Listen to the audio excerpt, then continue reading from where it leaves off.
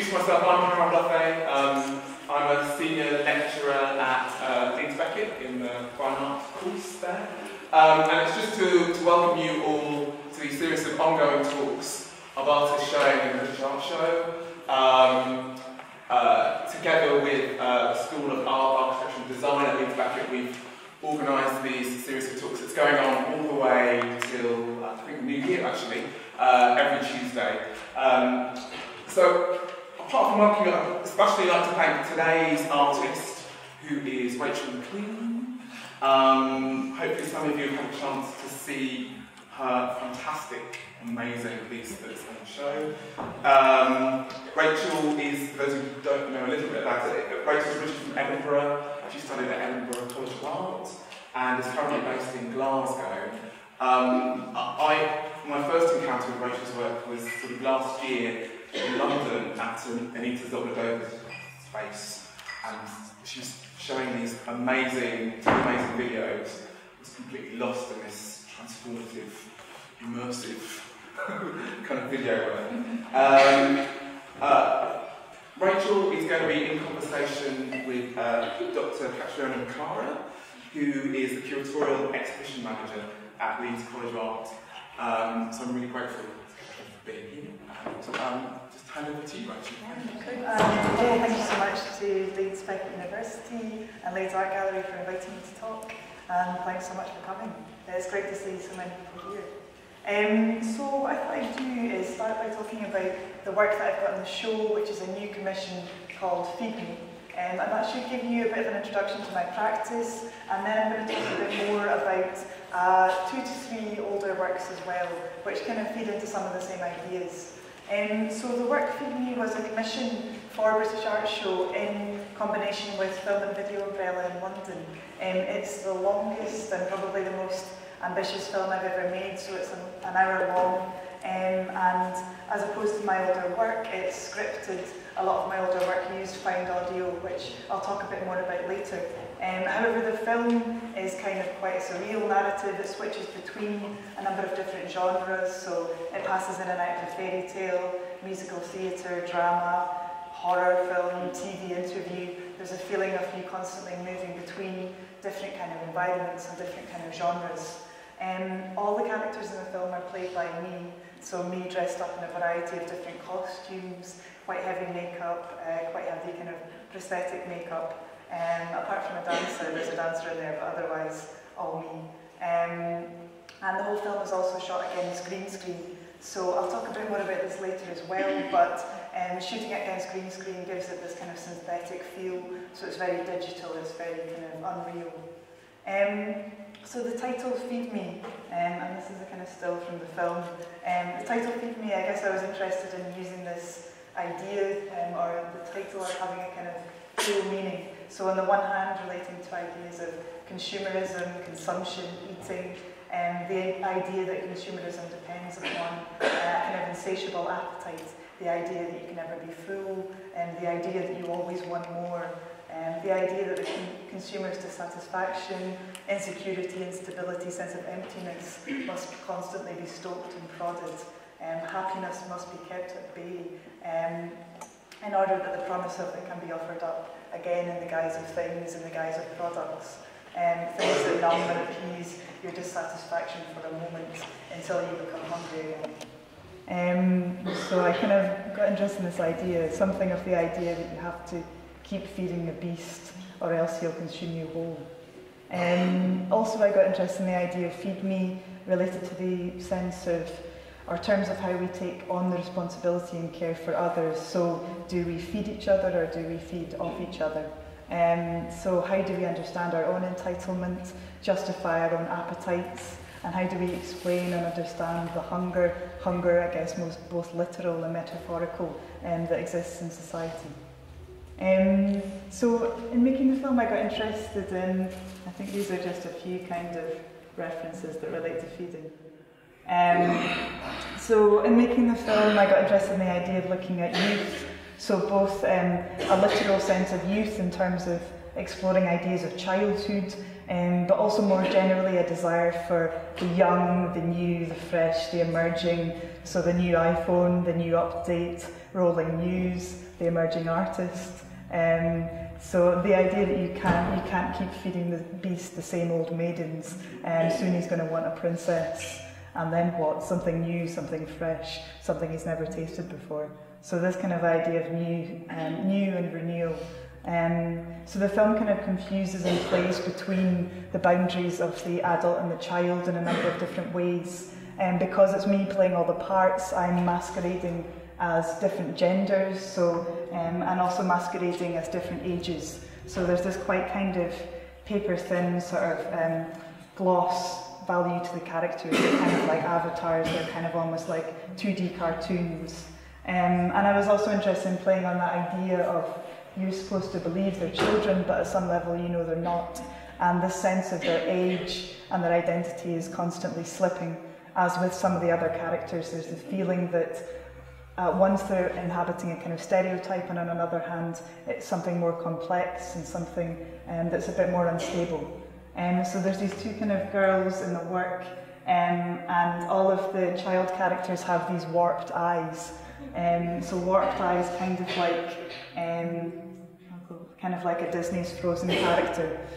So I got kind of interested in this idea of the exaggeration, I guess, caricature, this exaggerated idea of innocence or childishness, and how in a kind of real moving image or a real sort of live action footage it looks slightly grotesque, it looks slightly weird, it doesn't look quite as cute, quite as benign as it does in a cartoon or in a doll or in a kind of more manufactured image. There's also a number of characters which are me dressed up as older people, so in prosthetic makeup, so kind of aging makeup. And again, the sense of knowing at once that you're supposed to buy into the idea that they're old, but at the same time it's pretense, it's kind of paper thin. So yeah, and I think that idea of dress up and pretense more generally was something that I'm interested in, and a lot in the film as well, especially towards the end. Oh yeah, there's also this granny character. Especially towards the end, there's this sense of characters becoming other characters, characters taking on each other's voices, and specifically the Beast character kind of takes on the role of the granny character in a kind of Little Red Riding Hood style scene. And I've always been quite interested in fairy tales, mythology. It happens a bit in opera, of this idea of the very thinly veiled disguise. So all you need is to dress up in Granny's clothes and suddenly the wolf is mistaken for Granny.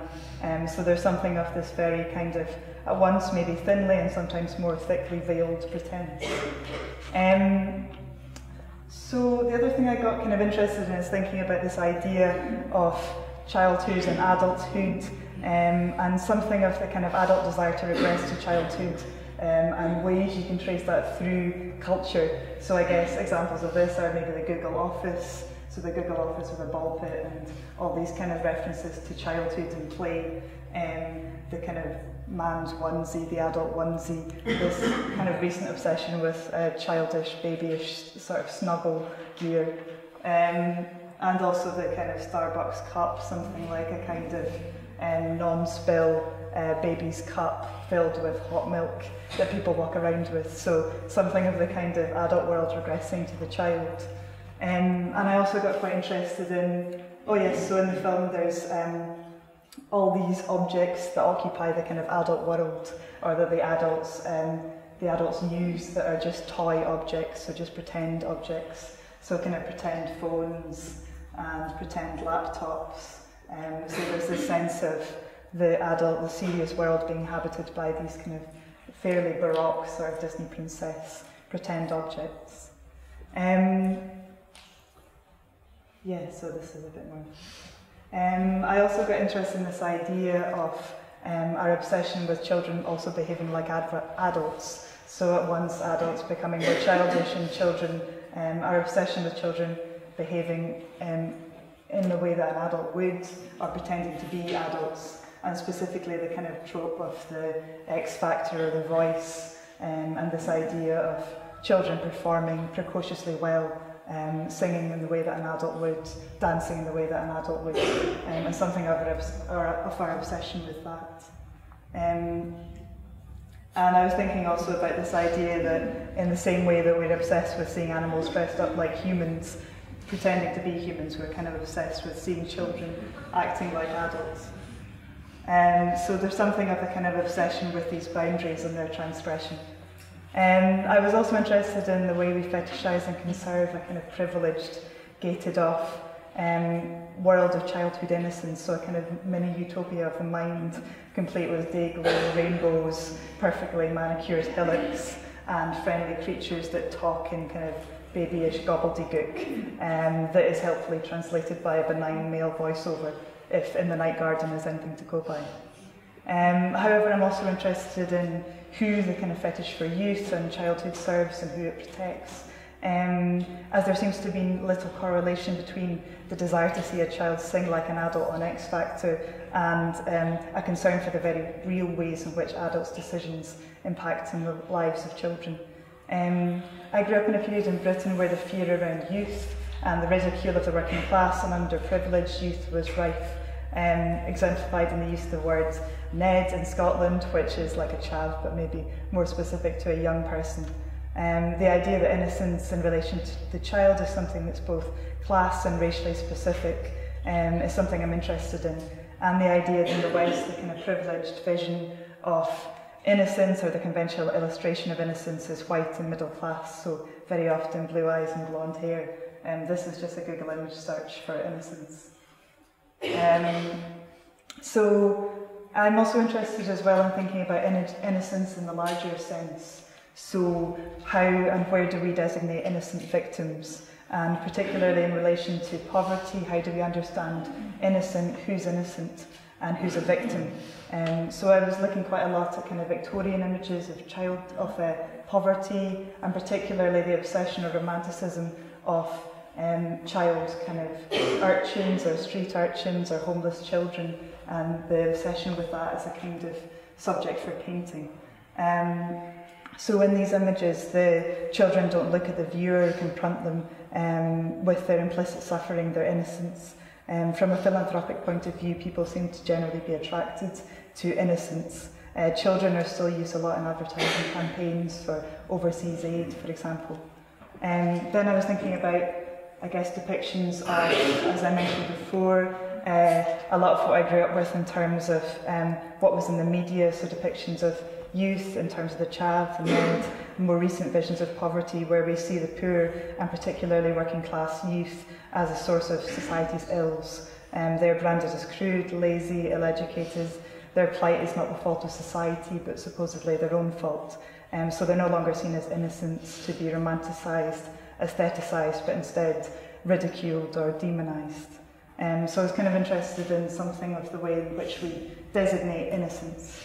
And also the idea of the kind of, I guess in some of this kind of imaginary, something of the collective and the individual, so the idea of the youth gang and the fear of the gang, the idea of children being susceptible to a kind of collective mindset, so not individuals but an uncontrollable immoral mass or swarm, so something of that kind of imaginary. So there's something of this kind of that runs through the video with these children that are something like a kind of gang but suck in these dummies.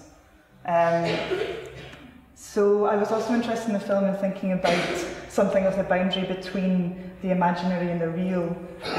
So a lot in the film there's things, for example, like a finger gun, which kind of works as a real gun, and something of the idea of childhood as the space for pretending, for play acting, for preparing to enter the real or the real world. So I was interested also in this idea of the power of pretend and how we understand the relationship between what we imagine and what we do. So, for example, there's a scene in the film where you see a character playing a video game where he's shooting these children with a finger gun. I was interested in the relationship of real violence to films and video games which act out pretend violence. So often following a youth shooting or a murder, we're told that the murderer's interest in violent video games and films prepared them or in some way prepped them for what they'd done in reality. Similarly, there's something of this that touches upon the kind of conceptions of the paedophile and the relationship to the law of people watching and downloading child pornography. So something in a larger sense of the power of the image and of pretend and of play acting in relation to reality. So the other thing I was thinking about in the film as well is, I guess, something of our fear of male identity and particularly male sexuality, which is something that runs through the characters of the man, so this kind of blue man, oops, wrong direction, this kind of blue man and also this beast character. So I was interested in this being something that was a contemporary idea and something specific to the contemporary, but also something that could be traced through history, folklore, fairy tale, the idea of the kind of child eater, the bogeyman, the male as this kind of figure of fear. I was also kind of interested in the figure of the beast, thinking about this idea of the half beast, half man, and something of a man that inhabits something of the beast. So particularly the relationship it has there of male sexuality and uncivilized male desire. So the idea of the beastly immoral desire that lives within the male, but which is carefully preened, smoothed out and suppressed by civil society. I also thought about the beast kind of inhabiting a number of identities and seeming to slip between different identities. So at once he's a threat, but on the other hand, in other scenes, he seems more like an outsider, more kind of misunderstood. I looked at quite a lot of fairy tales, so conventional fairy tales or kind of well-known fairy tales like The Beauty and the Beast, but fairy tales more specifically that look at a relationship between a beast and usually a woman or a young woman. And something in a lot of these fairy tales of the idea of the dependence on the beast, the dependence of the beast on the love or affection of an outsider. So an outsider enters the beast's world, they fall in love, and often in these tales there's the idea that the beast dies if the woman leaves and forgets about him. Something of the idea that this outsider depends on the love of the insiders to survive. So I was kind of interested in, there's a few lines in the film that play on that idea of I'll die if you don't love me. So the love of an insider is a kind of food without which the beast dies. So something else I was thinking about too, and there's some other beast, something else I was thinking about too was a kind of inverted childhood and often how children are used in horror films, and I did quite a lot of research into horror films with children, and often how the idea of innocence is inverted. So it's very often the exact same kind of blue-eyed, white-skinned, blonde-haired child that's inverted and turned into a kind of demon. And something of our conception of innocence and childhood being, we've set it aside as so other, that on the one hand it's special and on the other hand it's scary. It implies that children have contact with something that we don't understand. So like in the Village of the Damned, they can contact, or they're aliens, or they can contact and have some sort of psychic power with the aliens up in space. Or somehow they have a relationship with the spirit world, or something of that kind of idea. And something else I was thinking about, I guess somehow in relation to this as well, was the fetish for youth, and at the same time the kind of sexualization of childhood, and something of our kind of anxiety and also fetish for the boundary or the transgression between the child and the adult, particularly within the women, so the point between girl and woman, and how this is something that's uncomfortable, but at the same time something that we obsess over in popular culture and we obsess over as a beauty ideal. So I guess there's obvious kind of examples of this. Well, this is kind of sexy fairy tale, but obvious examples of this in the fashion industry where a lot of models start when they're 14, 15, and the beauty ideal is youth. It's the idea of looking underage, looking young, looking kind of skinny, girlish. So there's something of, I guess, a clear hypocrisy within that. And I was also interested in looking at, I guess, figures like Miley Cyrus, Britney Spears, and something of the idea that the longevity of the child's starlet is determined by their ability to transition suddenly from a kind of chaste high school beauty to a sexually explicit sort of erotic babe. That this is the only way that they can keep going, is if there's a sudden switch and they can be marketed in a different way, and somehow we're supposed to be shocked by this, or we still find ourselves shocked by this. And I was interested as well in, I guess, the example of Britney Spears, is that she was able to inhabit a child and the kind of eroticised woman, but when she became pregnant, when she had children, it was almost the moment where the maintenance of these roles fell apart. So women can simultaneously be seen to be a child, a woman, virginal, sexually active, but pregnancy and motherhood seems to ignite this kind of moralising reflex action. So the girls in the film are kind of on the cusp of this boundary between girl and women, and seem to move back and forth from one to the other, and by the fact of being played by me, I'm 28, are physically speaking not children. So I was interested in something of that kind of awkwardness, something of that kind of relationship. Within the film as well, there's also, within the film as well, there's also this symbol, or these two symbols that run through it, of the happy face and the sad face. And I guess the idea for this came from, I spent a lot of time in airports, and every time you buy a coffee or you go through the kind of baggage bit, you get asked, how did I do? And then you press a screen that says happy or says sad. So the idea of being asked to either assess yourself or assess a product, or the kind of prevalence of surveys, was something I thought would be fun to kind of throw in.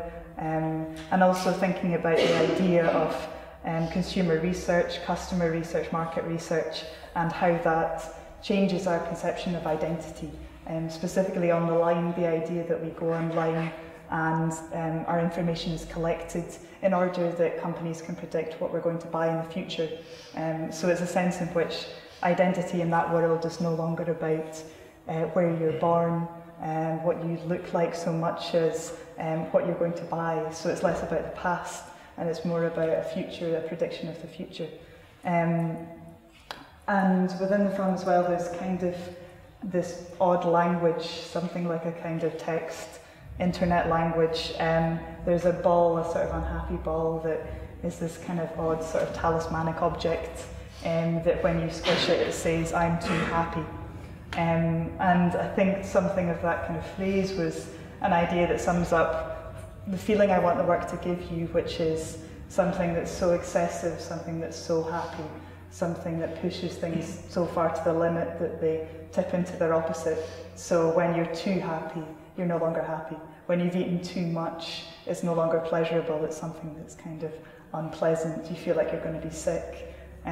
Similarly, the idea, or the term or word that runs through the work is 110%. So also that idea of kind of going beyond the limit of possibility, and the obvious reference to talent show, Britain's Got Talent, the kind of aspiration, our culture of aspiration. Okay, so I won't show you any clips from this, but it's showing next door, so it's better for you to see it as a proper projection. However, I'm going to move on, and maybe I'll just talk about one more work actually, because I'm running out of time a wee bit.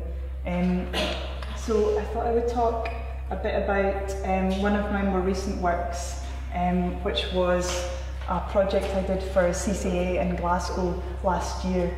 So it was at the time just before the referendum in Scotland, and at the time of the Commonwealth Games as well. So the work, Please Sir, is a split screen work. I don't think I've actually got the photograph, never mind. So it's a split screen work, and the way it was installed within CCA was that there was one screen on one side and one screen on the other side, and the way you watch it is kind of like a tennis match, so you sort of jump back and forth. And I was interested in this idea of setting up a binary, something that's very strict binary, and how I could play about with that physically creating this binary cinema space, and also conceptually. So the work references, please sir, obviously, please sir, can I have some more? So Oliver Twist reference, and deals specifically with ideas of class and social hierarchy, but in quite a particular, specifically British setting. The film is loosely based on the narrative of The Prince and the Pauper, so Mark Twain's book, The Prince and the Pauper, which is a story, if you're not familiar, where two boys are born in London at the same time. They both look exactly the same. One is a prince and one is a pauper. And due to a series of fortunes or misfortunes, they swap places and take on each other's lives. So this idea of kind of swapping roles in society, and within the film, the character of the prince and the pauper is this kind of Oliver Twist in sportswear, and the prince is this kind of Tudor Stuart monarch. So I was interested in taking this narrative, which in itself is kind of something that's more universal. It appears as a sort of rags to riches narrative in so many other cultures and in so many other kind of fairy tales, folk tales. There's something that's larger, it's larger than itself. And as a story as well, it's been taken and reproduced in so many different versions by Disney. I think Mary-Kate and Ashley did one too. So there's something that's kind of, it's been absorbed by pop culture to an extent. So I quite like the idea of taking that and bringing it into something that was more specifically contemporary. So this work, as opposed to Feed Me, again, it's all played by me, or all the characters are played by me, but I use entirely found audio.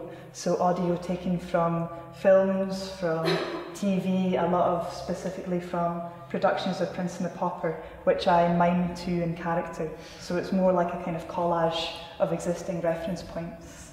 In the sense of taking from existing media, I was looking quite specifically at examples of things that relate in some way to class. So I took some stuff from Britain's Got Talent again. I'm kind of obsessed with this TV talent show format. Something from Jeremy Kyle, there's a bit from Downton Abbey. So it's a lot of things that are very familiar, but kind of juxtaposed and set into a different context. For this work, I was looking quite a lot at the history of caricature, and particularly in Britain, this kind of history of satire and the grotesque as a form of satire. So a way to satirise ideas of class and ideas of privilege. And also this, so people like Hogarth, Henry Rowlandson, this idea of making yourself up in something of the kind of grotesque within pretense and within dressing up or performing. So yeah, there's a few examples. I was also thinking as well about, I guess specifically the association of Scotland with social realist cinema, and something of the expectation that Scottish filmmakers make work that's kind of social realist, grim and gritty, and it's about reality, it's not about fantasy or the imaginary. So people like Bill Douglas in his trilogy Mine Folk and Emma Lamont Stewart, Men Should Weep, which are both great work. But I think I was interested in taking something of that as a signifier and playing with it in this world, which is much more about fantasy and it's much more about pretense.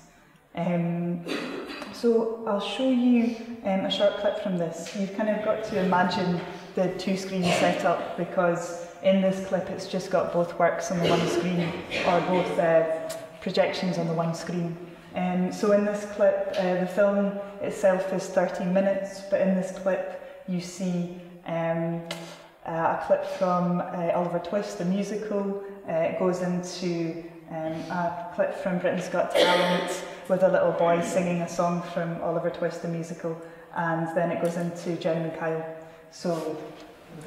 I'm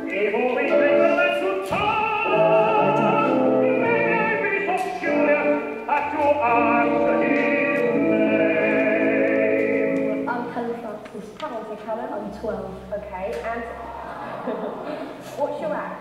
Well, I want to sing Consider Yourself from Oliver Twist. Okay.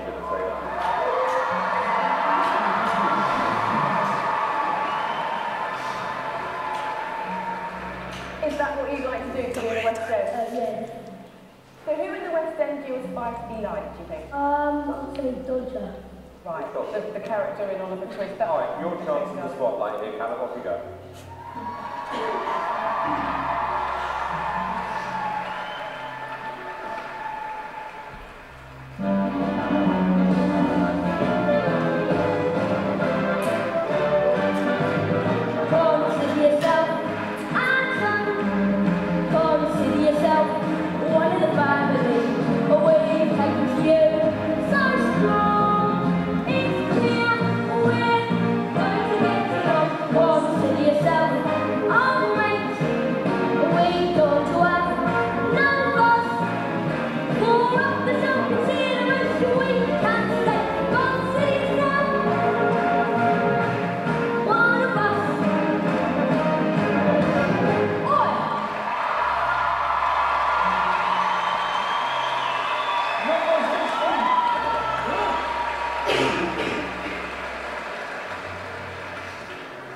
What was lovely about that performance was that it was very natural and unspoiled, and you have a raw talent, which I think you definitely need to keep. I think you've got probably the cheekiest grit we've ever had on Britain's Got Talent, without any doubt.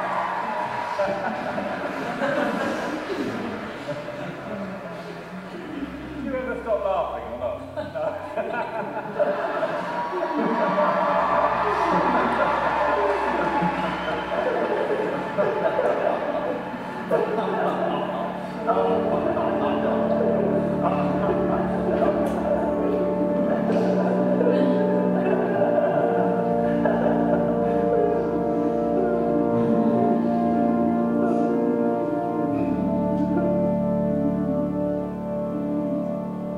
Why are you smiling?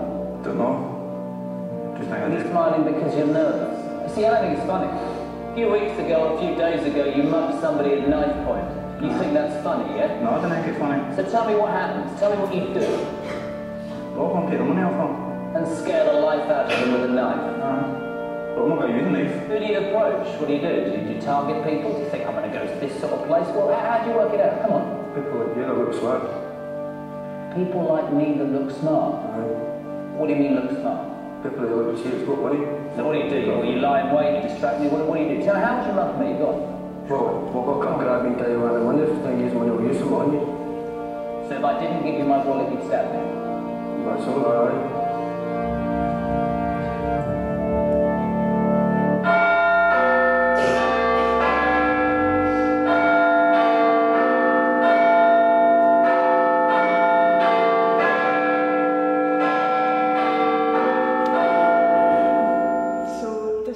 That I made, it's slightly older than Please Sir, so The Lion and the Unicorn I made in 2012. It was a commission, again it's a video work of about 12 minutes long. It was a commission from Edinburgh Printmakers Gallery, and they invited a group of artists to make work in and also about Strathclyde House in the Scottish borders. This was kind of interesting for me because of the context, not just of the context physically, but also the context within 2012. So it was just shortly after the landslide victory of the SNP, and so we knew in Scotland that there was going to be a referendum coming up. We just didn't know exactly when. Also, it was the time of the Olympics in London, and it was the Queen's Golden Jubilee as well, so Queen's Jubilee as well. So there was a sense of nationalism, both Scottish nationalism, or the rise of Scottish nationalism maybe, and also British nationalism. So there was loads of Union Jacks and things in the shops, and again a kind of almost reinvention or a kind of so a kind of celebration of Britishness too. So I was interested in using it as a way to explore ideas of the relationship, something of the contemporary and also the historic relationship between Scotland and England, and make a work that moved between the contemporary and the historical. So I was also interested in the house itself as a location because it's between, or on the border between Scotland and England, so it's on the Scottish side of the border, and in its history it's moved between Scotland and England, so it's kind of in this borderland area, which I thought was interesting, and also Its history touches upon a lot of popular Scottish history. So Mary Queen of Scots stayed there overnight, and there's this kind of romantic story about, I'll flick down a bit, this romantic story about the bare gates at the front of the house, and the story goes that Bonnie Prince Charlie visited the house, and when he was leaving, the Earl, who was staying there at the time, shut the gates behind him and said they wouldn't be reopened until a Scottish king was reinstated to the throne, a Stuart king was reinstated to the throne in Scotland, and this never happened, so the gates stay closed, or the gates are still closed to this day, and you have to drive your car around the side of the house to get in.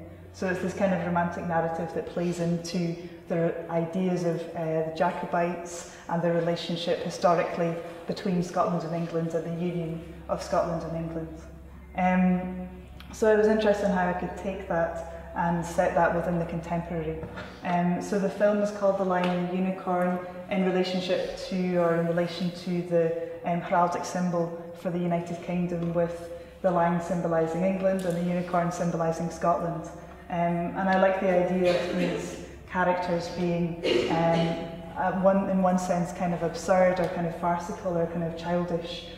So there's a nursery rhyme, The Lion and the Unicorn, and this idea of the unicorn being a fantasy creature, the lion being a non-native animal to England. So there's something of taking these characters and talking about issues that are conventionally discussed in a way that's quite serious, quite dry, quite pragmatic, taking these ideas and giving them this sort of form that turns what is quite a serious argument into something almost kind of like a childish squabble. So in the work there's 3 characters. There's the Queen. The Queen character is a kind of Mary Queen of Scots meets the current monarch. As in the previous work, Please Sir, I use entirely found audio.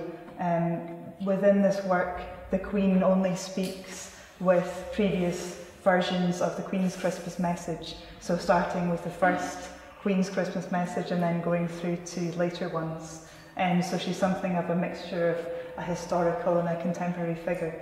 The lion is a kind of lion come British redcoat, and he speaks entirely with the voice of both Jeremy Paxman and David Cameron. And the unicorn has got like a big unicorn head, is something of a kind of Jacobean Bonnie Prince Charlie character mixed with a unicorn, and speaks entirely with the voice of Alex Salmond. So I think what I was thinking with this work is, because it was 2012, I guess something of the kind of political context was different to what it became as it led up to the referendum. And my ideas for the work was to make something that wasn't about persuading you to vote yes or no. It was more about thinking of the grey areas between these big binaries, or thinking about ways to discuss something without having to fall one way or the other. And I'm kind of interested in, I guess, the ability of art to talk about politics in a different way, so you don't have to pin your flag to the mast and argue your point. You can actually talk about things that are hypocritical. You can talk in a way that's seeing things from different points of view. So I was interested in taking something of that and also setting up something that was kind of slightly absurdist or a slightly different way of looking at it.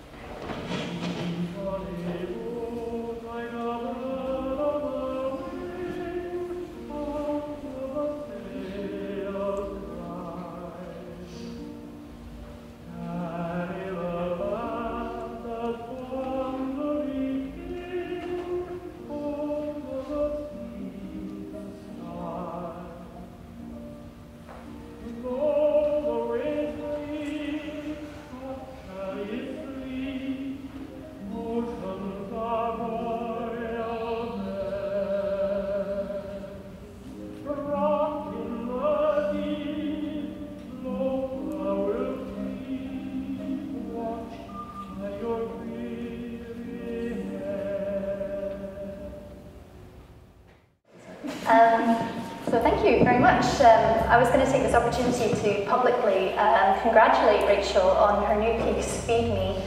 I think it's a real triumph as a kind of cautionary allegory to capitalism. And it's had me thinking in all sorts of interesting ways about your broader oeuvre to date. I've been interested in Rachel's work since her degree show in 2009 at Edinburgh College of Art. I actually wanted to start with an anecdote. So you and I were working together on an exhibition in 2012 in rural Aberdeenshire. And we've been working quite intensively on this exhibition called Girls Just Want to Have Fun, after Cyndi Lauper's song. Me writing and you installing the work. And after the whole endeavour, after the preview event, we all ended up back at someone else's house, as you do, sitting around the television, watching the Eurovision Song Contest. And after what had been quite a highbrow opening, I did question what we were doing at that particular moment.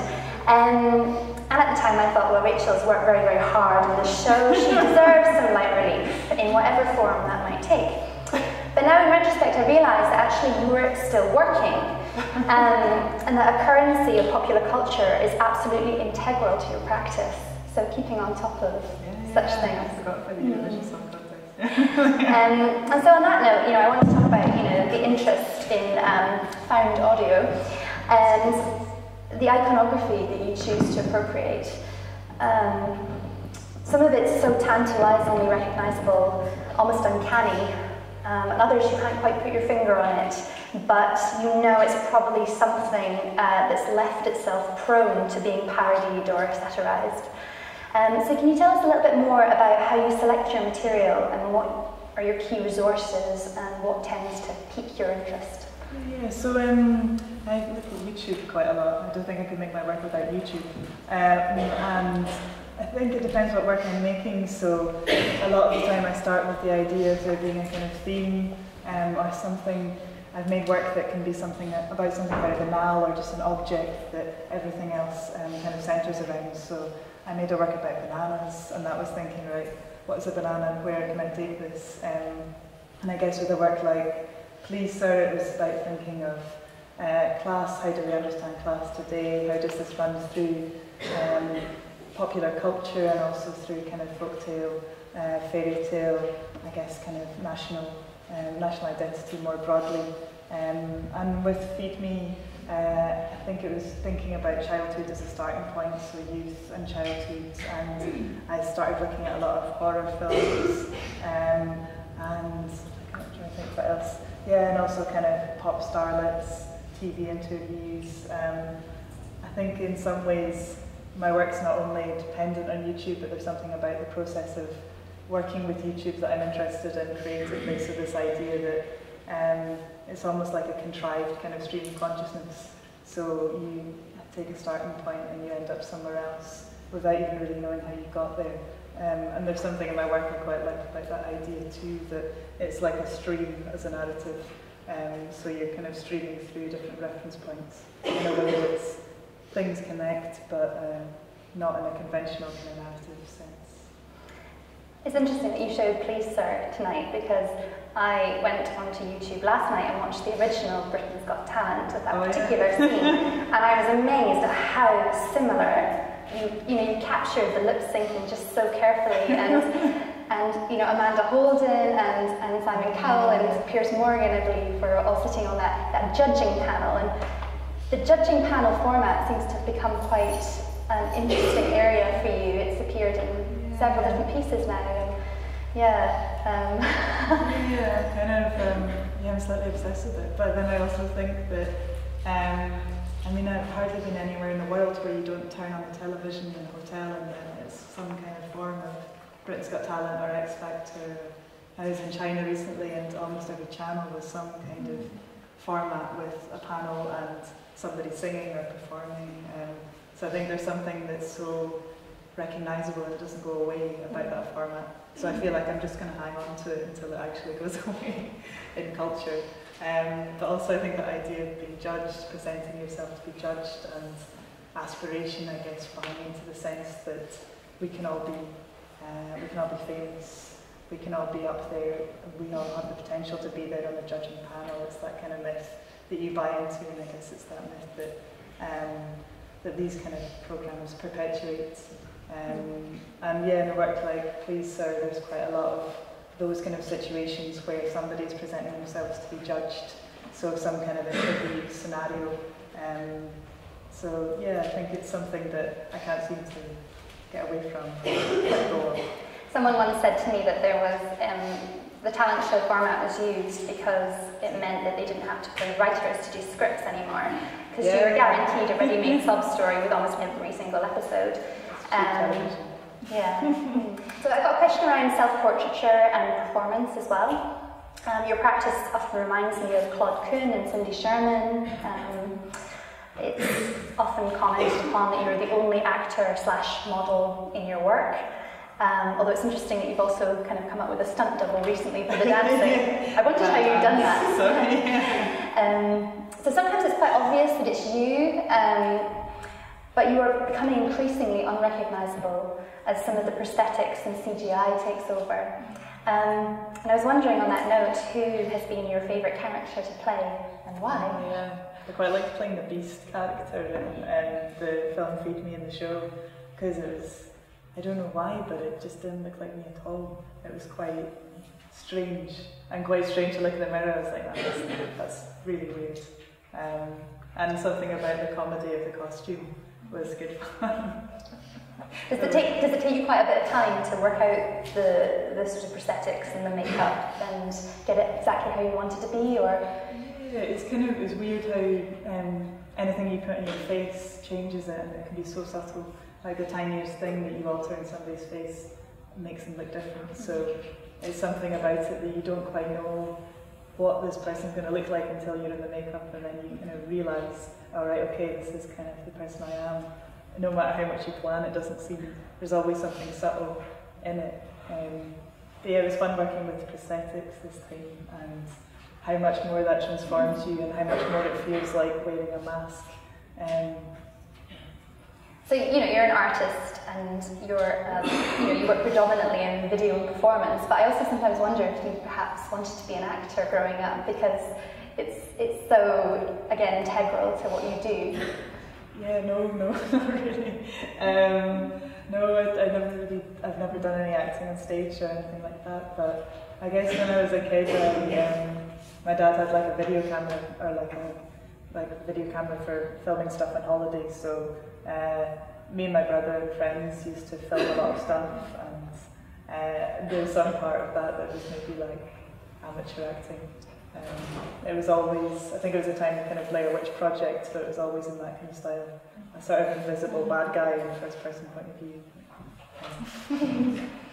So you mentioned some of your behind the scenes very briefly, but as you've developed as an artist, your productions appear to have increased dramatically in scale and ambition. There's so much performative energy and visual imagination. And at first it looks like a lot of colour and excess. The journalist Barry Didcock has previously described it as Barbie on acid. But when you look at the range of themes in your work, you start to realise that this is all very carefully crafted, storyboarded, and intertextually narrativized. Feed Me seems epic as a project, and we can see this in the list of credits next door in your text panel. So I was just wondering if you could tell us a little bit more, give us a bit more insight into your conceptual design and the practical processes for actually making these green screen composites. Yeah, well, it usually starts, if it's found audio, it's actually the audio that makes the script. But in the case of Feed Me, it was a script, so writing a script, which was one of the first times I'd done that. So that was kind of the first part of the process. And then it's really thinking about what the characters are going to look like, thinking about how you're going to make the costumes, so that whole kind of part of the visuals in terms of the actual appearance of the characters is the first aesthetic decision. And then storyboarding, which I guess with this work with Feed Me, I storyboarded at the same time as writing the script, so it was which is kind of fun, because I guess a lot with script writing, you're not going to be the person who's also making the film. So you were able to think about how things would look on screen and then alter the script or alter the narrative accordingly. So I kind of did that at the same time.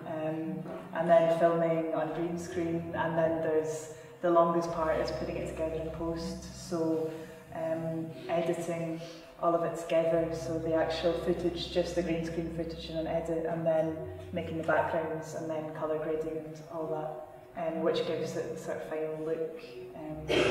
But I guess it's kind of a fun process because you're never stuck in one part and you feel like you can think about all these different elements at different times. So I want to ask another, more forensic question about how you actually landscape and envisage these imaginary worlds. The dystopian backdrop to Feed Me appears to be part sci-fi Blade Runner, part gritty realism of a film like Trainspotting, possibly also reminiscent of the Matrix films. What the philosopher and critical theorist Slavoj Žižek has referred to psychoanalytically as the desert of the real. So I was wondering about how you map your worlds and why this seedy underside is so important to what you show us. Yeah, I think I got interested, I guess, making police around this idea of there being two distinct aesthetics. And in Feed Me, there's also these two kind of distinct aesthetic worlds. So there's this kind of colourless, quite grey, quite kind of bleak world, and there's this sort of candy, Barbie, Disney princess world. And I wanted to feel like there's some, I guess what I was feeling is that in the candy Disney princess world, you expect that world to be synthetic and to be plastic, but in a kind of more gritty, realist world, you expect that world to be real. You don't expect it to feel glossy and kind of shiny. So I kind of liked the idea of these things butting up against each other. And a lot of the time, I think the backgrounds are fun to make too. There's a lot you can play with, and I get quite obsessed with the details in them too, or things that nobody else would ever notice, but having this kind of level of detail that almost gives you the sense of being in a real world. So a related theme that I love in your work is that of the monstrous. And I think you use well-known fairy tales like Red Riding Hood and Beauty and the Beast very convincingly in order to articulate that consequence of capitalist desire and the inevitable fallout into austerity. So in your artist statement, you claim that your practice was born that moment when Britney Spears shaved her head and attacked a car with an umbrella. And the idea of gnawing at the airbrushed self-image of white teeth seems to have taken you right up to the current work, Feed Me. Again, the title is so multifaceted. The idea of insatiable hunger and consumerism that you combine so well with this kind of cutesy zombification. Germs, which we didn't have time to show, similarly features this kind of collapse of aesthetic surfaces. So you have this kind of screen or safety valve like skin, enamel and stomach lining treated with creams, bleach and yogurt. And the microscopic is reimagined as a kind of abject menace threatening to wreak havoc. And two of the most successful scenes in Feed Me, for me, are the ogre under the drain who kidnaps the young girl, and the scene when the beast taps her on the shoulder while she's sobbing, and she turns around having turned into some sort of troll or nightmare herself.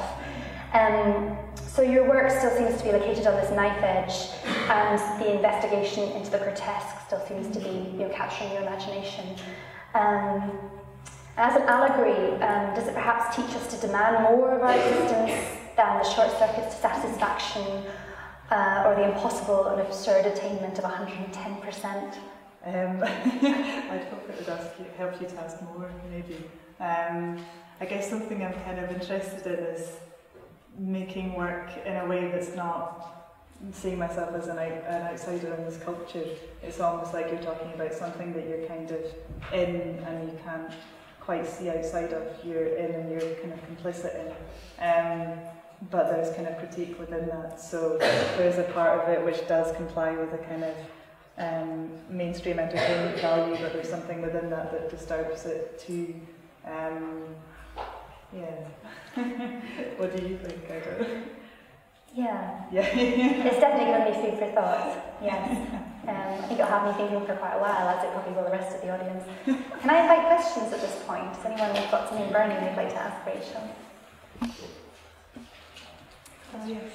Yeah, I was just wondering if you've ever been influenced by Japanese culture or anything like that, because the first thing that I saw, I instantly thought animation things.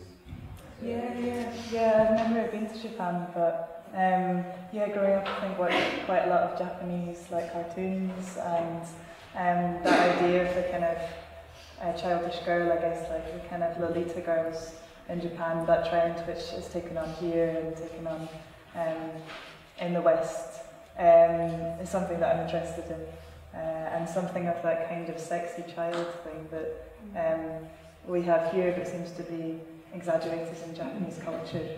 I'm interested in, and aesthetically too, at least what we get is kind of an import of Japanese culture, is this kind of very, very baroque, cartoony, colourful, candy world, which, yeah, definitely, yeah. There's also, you know, children's toy as well, which, you know, is a recurrent motif in practice, and Tamagotchis and Furbies and super lucky kittens. They all seem to play quite a prominent role in what you do. Ever since your 2012 exhibition, Girls Just Want to Have Fun, your interrogation of popular culture has struck me as very feminist in attitude. And another interesting quirk of early 21st century culture is that the feminist project has been made fashionable once again. Hadley Freeman in The Guardian has devoted quite a bit of her column to championing the feminist cause. The current issue of Elle magazine is described as a feminist issue, providing a very potted timeline which starts with the suffragettes, moves through the Spice Girls and Beyonce, and concludes with Hillary Clinton for president in 2016. And I do think it's important that celebrities are promoting women's rights. I do worry about some of the potential inconsistencies, mixed messages, hypocrisies that accompany that, and I wondered what you thought about this. Yeah, no, I think I would agree with you. I think on the one hand, there's a lot that I see in terms of social media, like things on Twitter and Facebook that are popularising feminism, in a way that there wasn't kind of that platform when I was growing up, I don't think, or it wasn't something that was within the mainstream culture, within popular media, and the debate around. I guess there's also something interesting too in thinking about these figures like Beyonce, who see themselves or talk about themselves as feminists, and something of the debate that then emerges about other people either agreeing or disagreeing, and I think there's something healthy in that. And I'm always, I guess, careful or wary of saying somebody is or is not a feminist. I think it's a tricky thing to position, how you position it, how you designate that. But yeah, I mean, it depends who we're talking about. So I'm also very aware that we are two Scottish women speaking in England this evening, and it seems necessary that I at least touch on this point in the context of your work, having shown The Lion and the Unicorn, which, as you said, was made in the run-up to the Scottish referendum. And I think it's really interesting that you've never come out publicly as either yes or no, but are interested in those kind of ambiguities and grey areas in between. And I was just wondering if this was still a productive line of inquiry for you. I mean, David Cameron has obviously given us quite a bit of material to think about recently. Yeah, I think so.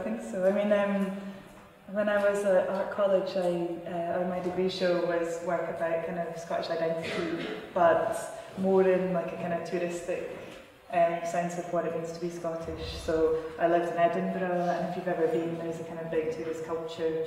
The Royal Mile is just shop after shop of places selling Loch Ness monsters and kilt tiles, and just that whole kind of commodification of Scottish culture and the romance around Scottish culture made into objects. So I guess that's kind of my starting point.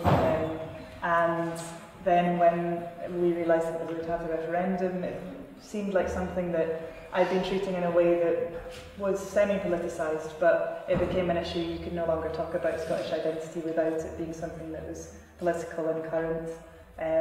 So at that point I kind of revisited it, so I might do it again, I don't know. I feel like when I made Lion and Unicorn, I felt like that was kind of what I wanted to say. I don't know if I added any more to that, if it would help. And I'm quite interested in not saying one way or the other if I'm yes or no, because I feel as an artist, I don't think it should matter what I vote in terms of how you read the work. I don't want my, obviously your personal political ideas come into what you make, but I think it really flattens something if you say one thing or the other, and it really flattens people's reading of it. And I don't want to be making something that's just taken up as propaganda, or also maybe gets absorbed into somebody else's cause, which I think there was a while, and I guess a lot of people have talked about this, that to say that you, for example, are going to vote yes, it very easily get absorbed into the SNP official yes campaign, and it's difficult to make a distinction. And similarly, no, there was a lot of people saying no and then being ashamed that they were Tories, or it's this feeling of wanting to talk about things without feeling like you're just dumped into one camp or the other. Thank you. And finally, building on the wealth of works that you've developed and produced over the last 6 years since your degree show, I was wondering, what does it mean to be included in the British Art Show at this stage in your career? Yeah, I mean, it's great, it's really exciting, and I would never have expected to get selected, so yeah, it's really exciting, and it's exciting to be alongside such a great selection of artists, such a diverse selection of artists, a lot of very established artists too, so yeah, it's really exciting. Yeah. Does anyone have any final questions for Rachel?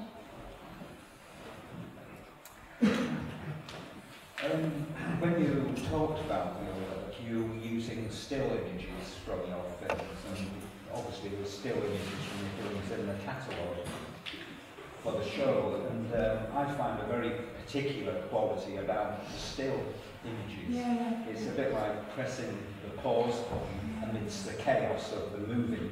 Yeah. And I wondered if you had any thoughts about the relationship between the still images which come from your film and the films themselves. Yeah, I've made quite a few prints before, or images that are intentionally still, and I've usually made them as something separate to a film still.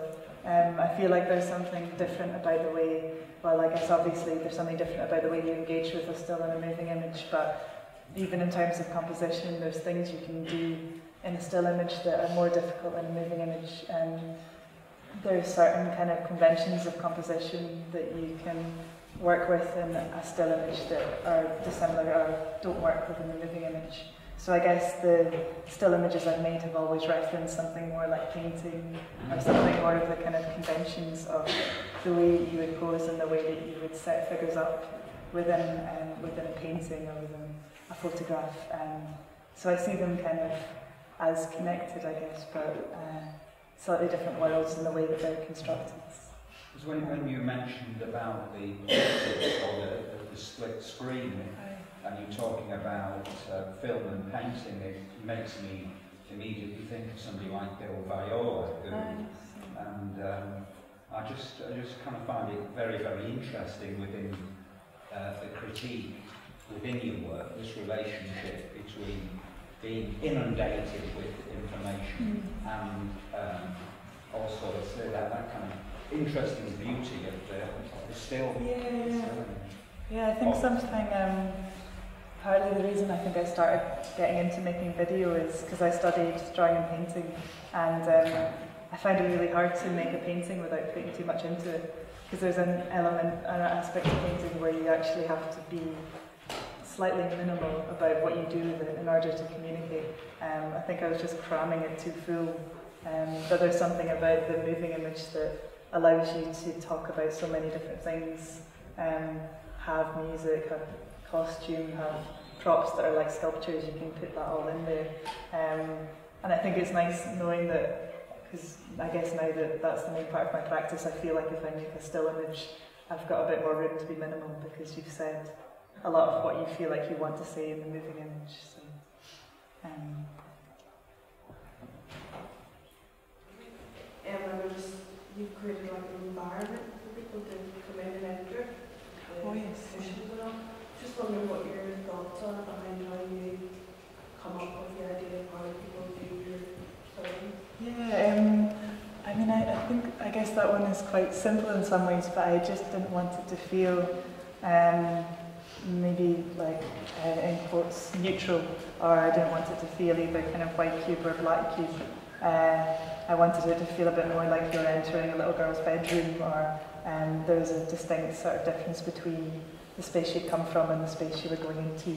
And I think there's something I quite like about a space that does feel quite comfy and kind of cosy, and something that you can settle into, and something that allows you to be immersed and lose yourself. I think often galleries in a kind of white cube way can make you feel very self-aware. You can see your reflection in glass and you feel very conscious of your own body. But I guess there's something in that work that I wanted to feel cinematic, like you lose yourself or you get taken into another world. And yeah, there's something kind of fun and kitschy and kind of cheeky about pink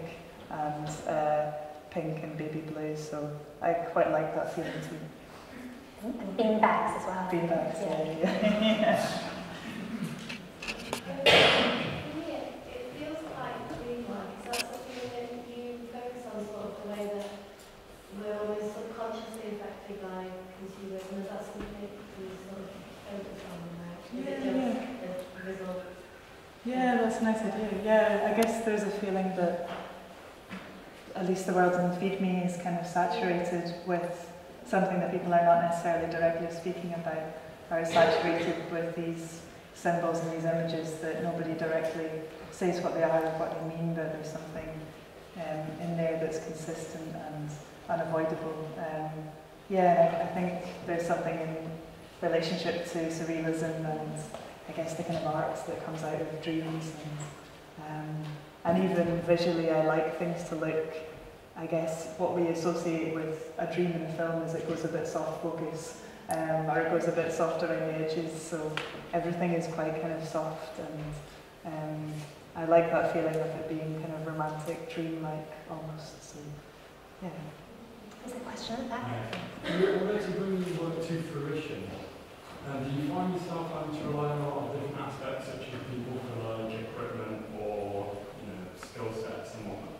Yeah. So with the work in the show, I think that's the most people I've ever worked with.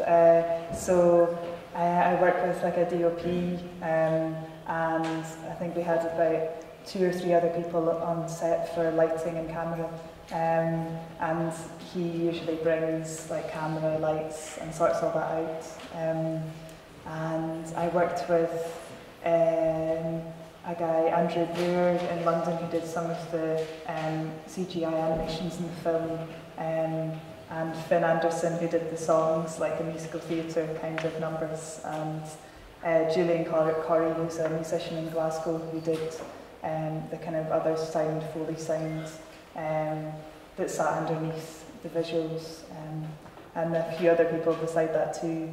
And it's the first time I've worked with a producer, so it was produced by Ona Falby, which was really great, and it gives you so much more scope. So yeah, there's quite a lot of people involved. Yeah. I think we have to finish there because it's over time, but thanks very much for coming. Thank you so much.